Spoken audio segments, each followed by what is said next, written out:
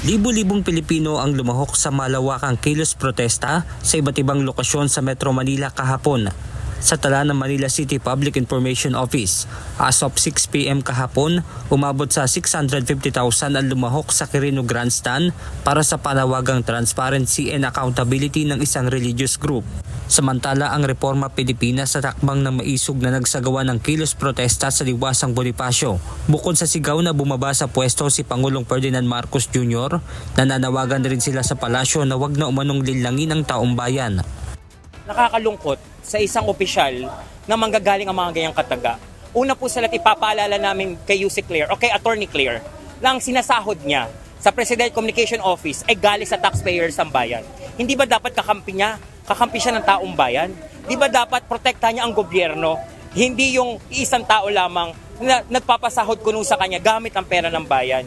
Kay UC Claire, kung ito'y mapatunayan mong AI, demanda mo yung mga taong nagpalabas ng video o si Representative Saldico, i-demanda niya kung totoong AI. Pero wag naman yan linlangin ng bayan dahil malinaw naman na totoo ang video. At patunayan din ng Malacanang na sinungaling si Saldico sa mga paratang niya. Nasa kanila na po ang bola. Ayon sa tagapagsalita ng Reforma Pilipinas sa takbang na maisog na si Daniel Nobleza, tila nabigla sila sa mga inilabas na pahayag sa social media account ni Resign Ako Bicol Party List Representative Saldico. Alam mo, sa totoo lang, kami ay nabigla. Nung plinano namin itong programang itong araw na ito, wala pang Saldico video, no? Kami ngayon nabibigla dahil talagang lumalabas ang katotohanan. Nung panahon na si Saldico ay kakampi nila, ang sabi nila sa amin, lalo na kay Vice President Sara Duterte, sa mga tumutulig sa gobyernong ito na sinungaling kami. Pero sa lahat ng pahayag ngayon ni Saldico, ito'y patunay ng katotohanan ay hindi mababaon at maililibing. Sisingaw ang katotohanan at nalaganap na ang korupsyon sa gobyernong ito.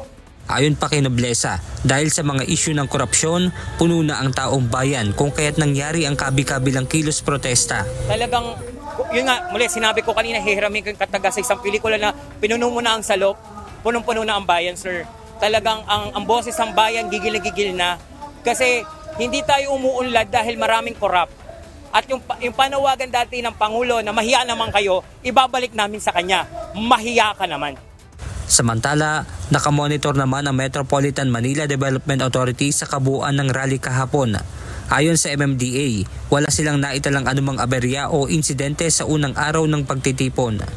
Benedict Samson, UNTV News and Rescue. Diyos ang aming sandigan, serbisyo publiko ang aming pinahahalagahan.